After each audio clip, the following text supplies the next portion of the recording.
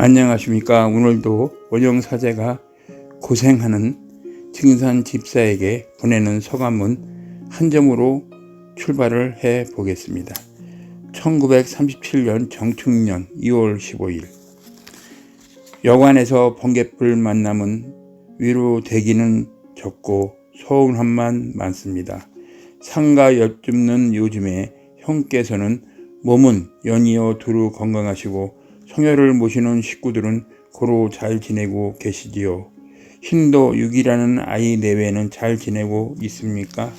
생각하면 우러러 그리움에 구구합니다. 저는 어지럽고 골치 아픈 일을 생각대로 말할 수가 없습니다. 젖먹이 아이가 심한 병에 걸려 고통을 받아 불쌍하게 여겨지는 현상입니다. 오직 성녀에 모셔진 편안하심은 다행으로 여겨집니다. 아래 올 말씀은 사람을 올려 보낼 것이며 오는 초에 신도가 둘이 올 것 같으니 이때에 보내시는 것이 어떻겠습니까? 지난번 부탁한 책자는 그때에 붙여 올리려는데 어떻습니까? 나머지는 갖추지 못하고 올립니다. 정축 2월 15일 1937년 사제 원영 패배. 이렇게 시는 이제 끝났고 이제 그 무렵 이제 시작하겠습니다. 증산성제의 진여 성에는 어디에? 그 무렵 증산계 신도들 중에는 앞으로 진법이 나오면 그 진법을 가지고 있는 사람이 증산상제의 성회를 모시고 나타날 것이라는 주장을 하는 사람도 있습니다. 그 진법이라는 것을 한번 생각해 봅시다. 지금 현재 통정원 통교유동열의 임시정부 참모총장께서 해방 이후 6.25 동란 때부터 북으로 납북되기 전까지 가지고 있는 얼굴 없는 스님의 육필 대순정경 36점의 서찰, 비록문, 참정신으로 배울 일 등은 진법일 것입니다. 유동열 통정원 통교께서는 하여튼 유교 납북이 되지 않았다면 증산교는 국가의 종교가 되어 있을지는 모르는 일입니다. 하여튼 이 상황에서 보면 이 비록들이 진법의 일부로 판단됩니다. 또 오리알토에 안장되어 있는 증산상제의 성에는 개인적인 소견으로 볼 때 진짜 성행인 것으로 생각해 보건대 1920년대에 사라진 증산상제의 왼팔의 성에는 어디로 사라진 것일까요? 누군가에게서 성스러움이 전해졌을 거라는 추측 또한 의심되지 않는다면 그 왼쪽 팔 성에를 모시고 있는 단체는 아마 이렇게 생각을 할 것으로 보입니다. 내가 비전되어 오는 증산상제의 성회를 모시고 있기에 이 시대의 구원자나 큰 종교단체를 이룰 수 있다. 아마도 이런 서민의식에 도취될 수도 있지 않을까라는 생각이 마음에서 떨어지지 않습니다.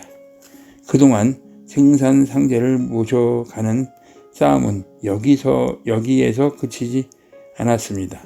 또 증산상제의 재종숙 때는 강성회 손자 강경형은 1973년 6월 24일자로 호적에 양자로 입적 소속을 마쳤습니다.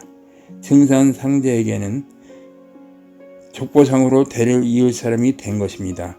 그는 양자 소속을 마치면서 법정교 측 서신과 구두로 증산본부의 증산상제 성회를 증산상제께서 수도를 하셨던 장소이며 선산인 갱망리 지금으로 행정구역은 전북 정읍시 덕천면 신월리 시루봉으로 옮기겠다고 통보를 합니다.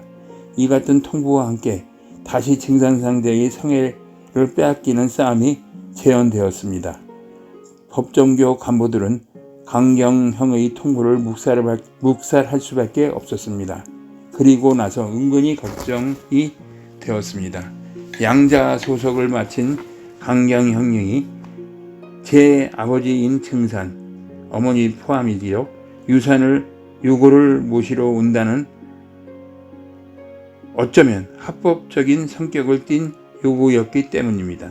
그들은 머리를 맞대고 대책을 논의했습니다. 그 결과 만일의 사태에 대비해 건강한 사람들이 성의 옆을 지켜야 한다는 결론을 내렸습니다.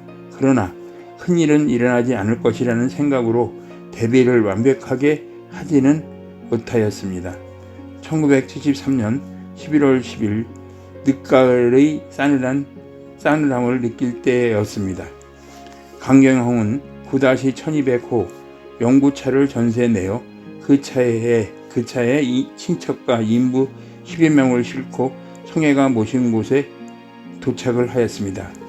법정교 안에 안장되어 있는 증산산재의 성애가 모셔진 곳이 두꺼운 세멘트로 골조화되어 있었기 때문에 이장하기가 쉽지 않게 되어 있었습니다. 못을 빼는 장도리로 성애가 모셔져 있는 문을 부수고 들어간 인부들은 망치로 성애가 모셔져 있는 곳을 깨뭉개기 시작합니다. 법당을 지키고 있던 신도 이태우는 당황해서 어쩔 줄 몰랐습니다. 지서로 뛰어가서 묘지를 부수는 일을 못하도록 완료해달라고 요청했으나 경찰은 이장 절차를 밟아왔기 때문에 어쩔 수 없다는 입장을 취했고 인부들은 망치와 정으로 두꺼운 세멘트 벽을 헐어나가기 시작했습니다. 이때 여신도 6명 정도가 뛰어나와서 이들은 이 장면을 목격하고 망치로 깨트리는 조각들을 치켜들고 빨리 멈추지 않으면 이 돌로 내리치겠다고 고함을 치니 증산상제의 성애로 인해 또다시 사람이 다칠 수밖에 없는 상황이 벌어지고 있었습니다. 여신도들은 소리를 치면서 손에 들었던 시멘트 조각들을 내던졌습니다. 정으로 성애를 모신 곳을 부시던 인부들이 혼비백산해서 두 손을 들고 후퇴를 하였습니다.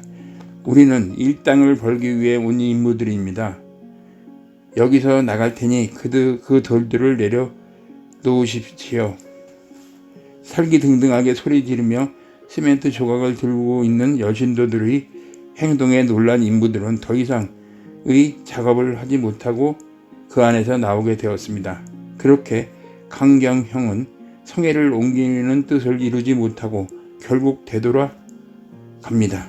법정교 회장 이환우는 강경형의 행동을 막기 위해 중간에 사람을 세워놓고 협상을 벌립니다. 이 사건을 원만히 해결하는 조건으로 논 열마지기를 운용 땅으로 사두겠다고 제의했으나 강경형은 이 제의를 받아들이지 않습니다.